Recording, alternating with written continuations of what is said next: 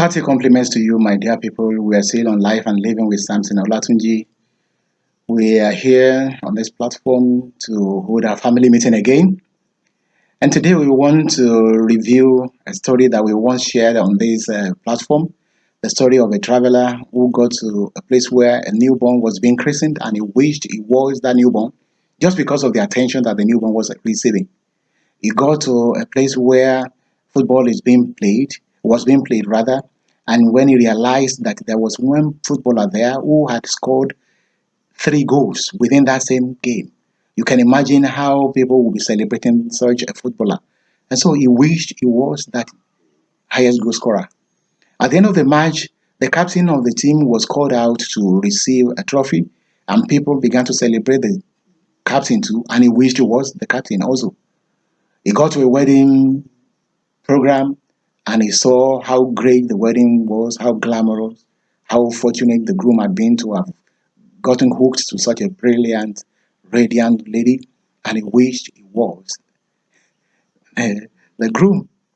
He got to a place where somebody who was going on retirement was being celebrated by colleagues, and they were showering encomiums on him. They were praising him for his contribution to the company and to their individual lives, and he envied that retiree. He wished he was the one being celebrated going on retirement. Finally, he goes to a funeral, and the accolades that were being showered on the memory of the deceased it made the green-eyed monster in him to rise up, and he wished he was the dead man. But then suddenly it occurred to him that, wow, this jealousy was going to drive him to untimely death someday. And that drove him into himself to go and have a rethink concerning his life.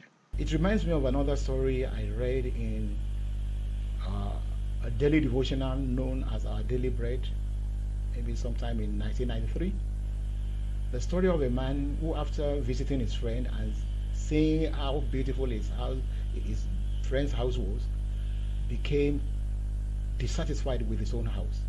And so he called his estate agent to sell the house for him so that he could raise money and get another house like his friends. He described the kind of house he wanted, of course, which was a description of his friend's house.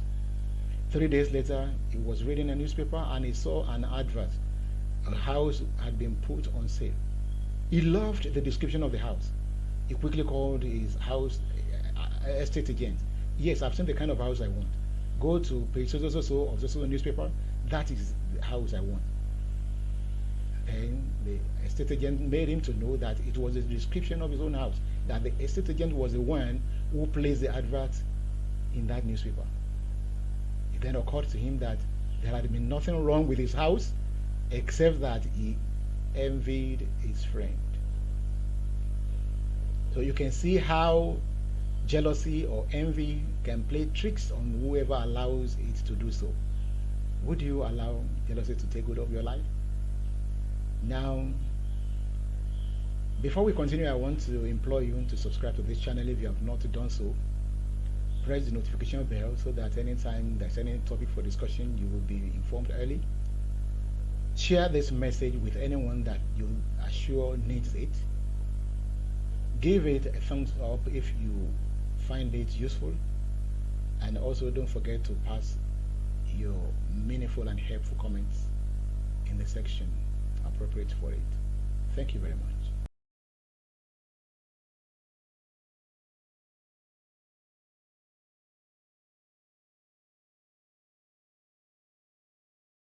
Yes, you are welcome back. Let's continue our discussion. Let's first ask, what is envy? What is jealousy? If you have taken time to study this, you will realize that they are used interchangeably. They are said to be the same thing, or some people think they are two different things, but with many common traits. But we are not concerned about the differences now, or if there are any. What we know is that envy or jealousy is a negative and self-destructive mindset producing murderous behaviors. Anybody that is jealous can kill. Now, how do we recognize it? There are symptoms. One is being sad, unhappy, angry, and insecure because of another person's success. Secondly, thinking that you, rather than another person, is truly deserving of a gladness situation. A third symptom is being sad to know that some other people are attaining success in the same endeavors in which you have also been successful, not minding the fact that yours is bigger than theirs. The parable of the talents illustrates this brilliantly. The one that was given 2 talents went to bury the talents, not because the talents were not enough, but he was disturbed by the fact that one was given 10 talents, the other 5 talents. That was his problem. If he had gotten the 10 talents, he could still have gone to hide the talents. Why? Because others had been given 5 and 2. So we need to understand that parable perfectly. The second parable is the parable of the 11th hour. People who had been employed were called to be paid, and they were paid as agreed upon. But those who began working at the first hour were not happy. And those who began to work at the third and ninth hour, they were not happy. That why should those employed at the 11th hour be paid the same amount as we? But the brilliant farm owner gave them the right answer. He asked them if he had defaulted in any way. He had paid them what they agreed on. So why did they have any problem as to what time somebody started working when they had been paid the agreed upon amount? It also reminds me of the story of an American basketballer that I read in sometime in 1994. This basketballer was earning $10 million per year. And I was reliably informed that the American president was not earning as much at that time. Instead of being happy, this man was obviously sad. Why? He knew some people who were not as good at basketballing that were earning more. Then that is a laughable thing and also pathetic. He was killing himself because some people were earning more. He didn't know, he didn't consider the fact that he was getting more than the American president. That is what envy or jealousy can do to somebody, and it's a symptom. A fourth symptom is always thinking that the grass is greener always on the other side. Ingratitude is another sign. They are never grateful for what they have. The sixth sign is always feeling prompted to disparage or negatively criticize other people's opinions and contributions during conversations because they always want to steal the show. Somebody may ask, why do we have to do everything we can to overcome it urgently? Firstly, it is self-destructive and limiting. Remember the parable of the talents. One will not be able to achieve one's potentials because one is busy brooding over the achievements of other people or what they have. Secondly, it is hazardous to mental and biological health. If one is envious, there will be riots in one's mental faculty. There will be commotion in one's health, and one may not live long. Thirdly, it blocks one's social network, and you know that we need networking before we can succeed in anything, no matter how great our expertise is. And for those who believe in the existence of God the rewarder, the ingratitude to God prompted by envy removes divine favor. So we have to be careful. We've known why we should overcome it. Then how do we overcome it? We have always emphasized the place of study in this channel. 1, study yourself sincerely. Do you think you are meant to be that person's carbon copy or an original of yourself? Then why envy another person? Secondly, learn extensively through all your senses. Listen and read extensively to learn about the dynamics of human behaviors, including envy or jealousy. If you study very well, you will probably get some psychology books that will tell you the causes and antidotes to jealousy. Psychology will let you know various adjustment mechanisms that you can employ, and one of them is compensation.